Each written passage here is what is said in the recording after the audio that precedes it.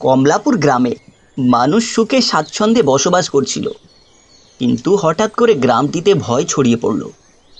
কেননা গ্রামের ঠিক প্রবেশপথে এক সুড়ঙ্গ রয়েছে, যেখান থেকে এক অদ্ভুত আওয়াজ বের হচ্ছিল। আওয়াজটা রাত হলেই তুমুল বেড়ে যায়। আজ মাছ ধরতে গ্রামের শেষ প্রান্তে যাব। একা যাওয়াটা কি ঠিক হবে, নাকি মহেশকেও ডেকে নেব? না, মহেশকেও ডেকে নেই। এরপর হরিশ মহেশের বাড়ির দিকে গেল। ও মহেশ, বাড়িতে আছো নাকি? কে কে? হ্যাঁ, আছি তো। আরে মশ যে, তো কি মনে করে এই বর দুপুরে আমার বাড়ি? আসলে মহেশ, ভাবছি তোকে নিয়ে গ্রামের শেষ প্রান্তে যাই। শেষ প্রান্তে? কিন্তু কেন রে? আরে ওখানে একটা নদী আছে, ওখানে নাকি প্রচুর মাছ পাওয়া যায়। ও ও কিন্তু এই বর দুপুরে কি মাছ সত্যি পাওয়া যাবে? আরে চল তো, তুই গেলেই দেখতে পারবি। এরপর হরিশ এবং মহেশ মাছ ধরার উদ্দেশ্যে রওনা হলো। হাঁটতে হাঁটতে এক পর্যায়ে তারা গ্রামের শেষ প্রান্তে গিয়ে পৌঁছালো। হঠাৎ তাদের চোখে পড়ল এক অদ্ভুত সুড়ঙ্গ পথ। দেখ দেখ হরিশ, কেমন একটা সুড়ঙ্গ। হ্যাঁ, দেখতে কেমন একটা ভয় লাগে। হরিশ, ভিতরের দিকে উকি দিয়ে দেখবো নাকি? না না, দরকার নেই, চল আমরা মাছ ধরি। আচ্ছা তাহলে চল। এরপর তারা মাছ ধরতে চলে গেল। মাছ ধরতে ধরতে সন্ধ্যা নেমে এলো। আচ্ছা মহেশ, এবার চল, অনেক মাছ ধরেছি, এবার আমরা বাড়ির দিক ফিরে যাই। আর সন্ধ্যাও তো হয়ে এলো। হ্যাঁ হ্যাঁ, চল চল। আর বেশি দেরি করলে আবার সমস্যা হবে, আমি এমনিতেও অন্ধকারে ভয় পাই। হ্যাঁ, তাহলে চল আমরা রওনা হই। এরপর হরিশ মাছ নিয়ে বাড়ির উদ্দেশ্য রওনা হলো। যখন তারা দুজন সুড়ঙ্গের পাশ দিয়ে যাচ্ছিল, ঠিক তখন তাদের কানে এক ভয়ঙ্কর আওয়াজ ভেসে আসলো। আওয়াজটা ভয়ঙ্কর ছিল। মহেশ, কেমন এক ভয়ঙ্কর আওয়াজ। হ্যাঁ, আমিও শুনলাম। আওয়াজটা তো এ সুড়ঙ্গর ভিতর থেকেই আসছে। হ্যাঁ রে, তাই তো দেখছি, গিয়ে একবার দেখবো নাকি? না না, ওই জায়গায় যদি ভয়ঙ্কর কিছু থাকে তখন আমাদের ওই জায়গায় থেকে তাড়াতাড়ি সম্ভব চলে যাওয়া উচিত। তাই ভালো, চল আমরা যাই। এরপর তারা দুজন বাড়িতে চলে গেল। আচ্ছা মহেশ, কালকে যে আমাদের সাথে এই ঘটনাটা ঘটলো, সেটা কি স্বাভাবিক? আচ্ছা, সুড়ঙ্গের ভিতরে কি কোনো রাক্ষস আছে? কি? রাক্ষস? আরে আমি কিভাবে জানবো? ও, তাই তো। আসলে কাল সুড়ঙ্গ থেকে ভেসে আসা আওয়াজটা এখনো আমার কানে। থাক থাক। আরে বাদ দে তো এই ব্যাপারটা। হঠাৎ ওই জায়গায় একটা বুড়ো লোক এলো। কিরে মহেশ আর হরিশ, দুইজন মিলে কিসের এত কথাবার্তা বলছিস? তোদের চোখে মুখে কেমন ভয় ভয় দেখাচ্ছে। আসলে গতকাল আমি আর হরিশ বিকালবেলা মাছ ধরতে বের হয়েছিলাম। এরপর যখন মাছ ধরে ফিরছিলাম, তাহলে এ কাহিনী? দাদু, আমার না খুব ভয় করছে। কাল রাতে ভেসে আছে আওয়াজটা এখনো আমার কানে বাজছে। রহস্য? কিসের রহস্য দাদু? আছে রহস্য, কিন্তু তোদের বলা যাবে না। না না দাদু, বলো তুমি। বলতে পারি, কিন্তু একটা শর্ত রয়েছে। যদি তোরা শর্ত মানতে পারিস তাহলে আমি বলবো।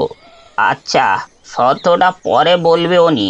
তোরা আজকে রাতে কিছু খাবার দাবার নিয়ে আমার বাড়ি চলে আসিস। তারপর তোদের ওই সুড়ঙ্গের রহস্য সম্পর্কে বলবো। তাহলে এখন কার জন্য আমি যাই, কেমন ভালো থাকিস। আর মানে করে, কিন্তু ভালো ভালো খাবার নিয়ে আসবি। তোরা তো জানিস আমি একটু খেতে ভালোবাসি। হ্যাঁ হ্যাঁ, ঠিক আছে ঠিক আছে। এ হরিশ, দেখছিস এই পেটুক কি বলে? তাহলে মহেশ, আমি এখন যাই, রাতে দেখা হচ্ছে। আর তুইও কিছু খাবার নিয়ে আসিস, আর আমিও কিছু খাবার নিয়ে আসবো। এরপর দুজন নিজ নিজ বাড়িতে চলে গেল। রাত্রিবেলা দুজন খাবার নিয়ে বুড়ো দাদুর বাড়িতে চলে গেল। আরে তোরা চলে এসেছিস? হ্যাঁ, আর এই নাও খাবার। আরে এ তো দেখি অনেক খাবার নিয়ে এসেছিস তোরা। তাহলে সুড়ঙ্গটা রহস্যের ব্যাপারে বলা যাক। ও তার আগে তোদের যে একটা শর্ত মানতে হবে। আরে আমরা সব শর্ততে রাজি।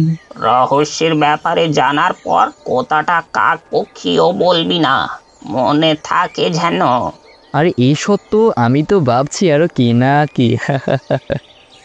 তোরা হাসা বন্ধ করতো। আরে দাদু, এটা তুমি আর আমি ছাড়া কেউ জানতে পারবে না।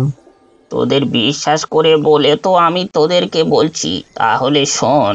তখন 1930 সাল। আমাদের গ্রামে এক রাজা ছিল। ও অনেক অত্যাচারী রাজা। তার ভয়ে সবাই কাঁপতো, আর প্রজাদের প্রতি অনেক অত্যাচার করত। আমাদের কেউ কত অত্যাচার করেছে। আর এ রাজা রাত হলে ডাকাতি করত, বিভিন্ন রাজ্যে গিয়ে অমূল্য রত্ন চুরি করত। রাজার সম্পদ দিন দিন বাড়তে লাগলো।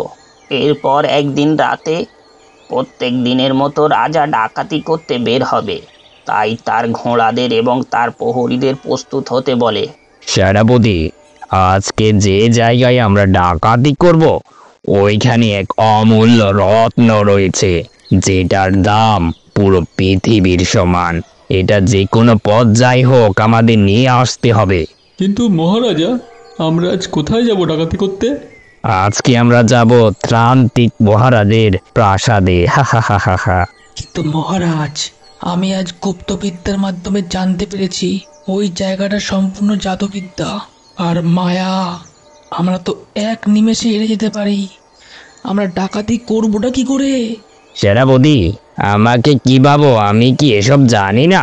আমার কাছে এই তাবিজটা দেখতেছো না, এটার মাধ্যমে আমি সব মায়াকে ধ্বংস করতে পারবো। আর আমার কাছে খবর রয়েছে অমূল্য রত্নটা ওই রাজপ্রাসাদের পাতালপুরে আছে। মহারাজ, আপনি আমাদের থেকে বিজ্ঞ। আমি আপনার হুকুমের গোলাম। তাহলে আর দেরি কিসের? চলুন এই অমূল্য রত্নটা নিয়ে আসি। এরপর রাজা তার সকল সৈন্য নিয়ে তান্ত্রিক রাজ্যে চলে গেল এবং ডাকাতি শুরু করলো। এই তান্ত্রিক রাজ্যের সৈন্যরা বাধা দেওয়ার চেষ্টা করলেও অত্যাচারী রাজার সৈন্যের কাছে দাঁড়াতে পারল না। অন্যদিকে এক পর্যায়ে অত্যাচারী রাজা পাতালপুরে চলে গেল, যেখানে সেই অমূল্য রত্নটা রাখা ছিল। সেনাপতি, ওই দেখো, ওইখানে ওই অমূল্য রত্নটা রাখা আছে। দেখো, চকচক করছে। আর কিছুক্ষণ সময় পর এই অমূল্য রত্নের মালিক হব আমি। হা হা হা হা হা হা। মহারাজ, আর একটু দেরি করা ঠিক হবে না। চলুন রত্নটা নিয়ে পালিয়ে যাই এখান থেকে। ঠিক বলেছ সেনাপতি, আমি রত্নটা নিয়ে এখনই চলে যাচ্ছি। রাজা যখন রত্নটাতে হাত দিল, তান্ত্রিক রাজ্যের পুরো প্রাসাদ নড়তে শুরু করলো, যেন ভূমিকম্প হচ্ছে। মহারাজ, তাড়াতাড়ি চলুন, তান্ত্রিক রাজ্যটা ভেঙে পড়বে। এই রত্নটা আমাদের নিয়ে যাওয়া খুবই দরকার। এরপর অত্যাচারী রাজা রত্নটা নিয়ে চলে গেল তার রাজ্যে। কিছুক্ষণের মধ্যে তান্ত্রিক রাজ্যটি ভেঙে ধূলিসাৎ হয়ে গেল। কিন্তু অত্যাচারী রাজা জানতো না ওই রত্নটা ছিল তান্ত্রিক রাজ্যের প্রাণ, ভোমরা। আর যে ব্যক্তি এই রত্নটা নিয়ে তার কাছে এক রাত রাখবে, সে ধ্বংস হয়ে যাবে। সেনাপতি, এবার আমি পুরো পৃথিবীর সব থেকে ধনী পুরো রাজ্যবাসীকে জানিয়ে দাও, কাল দুপুরে রাজপ্রাসাদে মহাভোজন হবে। হ্যাঁ, আগে আগে মহারাজ। এর পরের দিন দুপুরবেলা যখন ভোজন শুরু হবে, ঠিক এর আগের মুহূর্তে পুরো রাজপ্রাসাদ কাঁপতে শুরু করলো, যেমনটা তান্ত্রিক রাজ্যে হয়েছিল। কিন্তু কিছু সময়ের ব্যবধানে পুরো রাজপ্রাসাদ ভেঙে পড়ল এবং পুরো রাজপ্রাসাদ এক গুহায় পরিণত হলো। আর রাজা সহ তার সকল সৈন্য সেপাই সব মারা গেল। এই ছিল কাহিনী। তাহলে ওই গুহাটা কি আগে রাজপ্রাসাদ ছিল? হ্যাঁ রে হ্যাঁ। তাহলে দাদু, ওই আওয়াজটা কিসের? ওই আওয়াজ অত্যাচারী রাজার আত্মার। সে মরেও শান্তি পাচ্ছে না। ওই প্রত্যেক রাতে তার আত্মার উপর অত্যাচার করা হয়। দেখলি তো মহেশ, পাপ পাপকেও ছাড়ে না। হ্যাঁ রে হরিশ। তাই পাপ থেকে নিজেকে সবসময় দূরে রাখবে, মানুষের সাথে ভালো ব্যবহার করবে। তাহলে এখন তোরা আয়, অনেক রাত তো হলো।